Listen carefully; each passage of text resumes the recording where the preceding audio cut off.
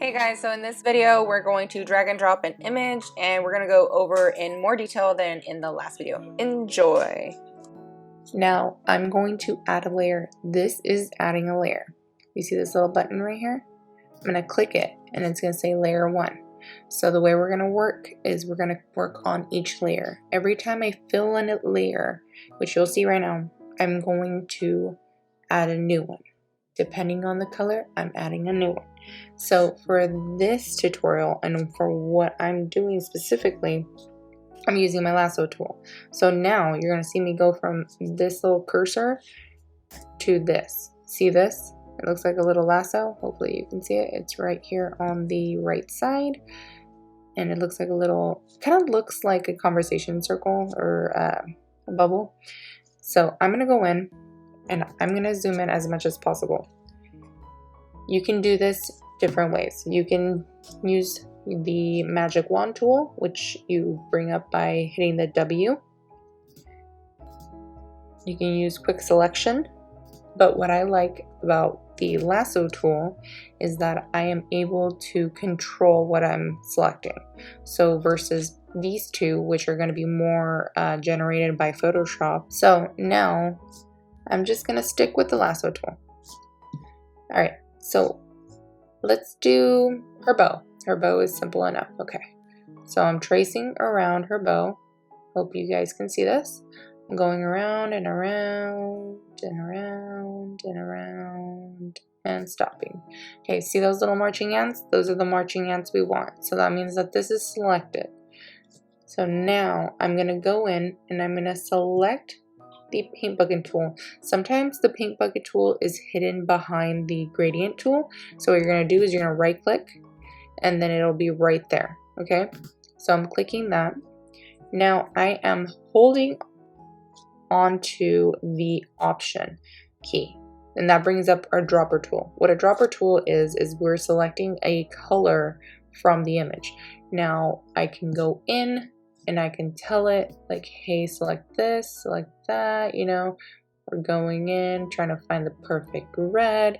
I know that the bow is red, so I want it as red as humanly possible, or as digitally possible in this case. So I'm gonna select the most vibrant red I can find from here. I'm gonna use that as a sample. It's gonna be put as my foreground. And now I am going to hit and click right here and it's going to fill it in. Okay, now going back in with that lasso tool. Sometimes this happens if you hit enter. I hit enter and that's just a habit I have, so I just have to click out. So you could just click up here, click anywhere and it'll stop. It's gonna do this weird thing. So now back into lasso, and we're going to stay on that layer because it is a similar color. So I did just fill that in. So I'm going to go in and I'm going to pretend that I see the end of that. And you can kind of be, depending on, you know, your style, but you can kind of be kind of sloppy and see, this is why this is so amazing. All right, so I'm going to show you guys something else. Now, I'm clicking on the background so I can have a layer underneath.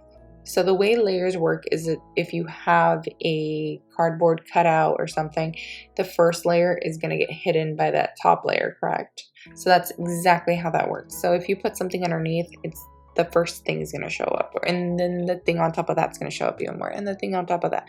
So if you want to go under, then we're going this way. If you want to go over, then we're going this way. So we're going to do her hair now. So let's say that we forgot, oh no, we need to do her hair. Okay, well, her hair is kind of wild, you know. You're going to select whatever you want. You can go like this, and then you go right here. And why am I only selecting the back part? Because I only need this to go behind this part, because this is actually further in front, right? All right, so that's a little trickier. But we're going to go ahead and hit our gradient tool. It's G on your keyboard. And then now option. I'm holding down option, selecting brown, filling it in. See how it didn't do any, see how it didn't do anything to the top layer? But look what happens when I move it up. See? Yeah, it's crazy. Okay, so that's what I mean. That's what I mean when we're filling this in. It's super simple. Again, with that, gosh, I need to stop getting like out of the habit of doing that. Okay, so now again, I can put this in the background. I can just kind of be like, okay, let's leave this in the background. Let's just roll with it. All right.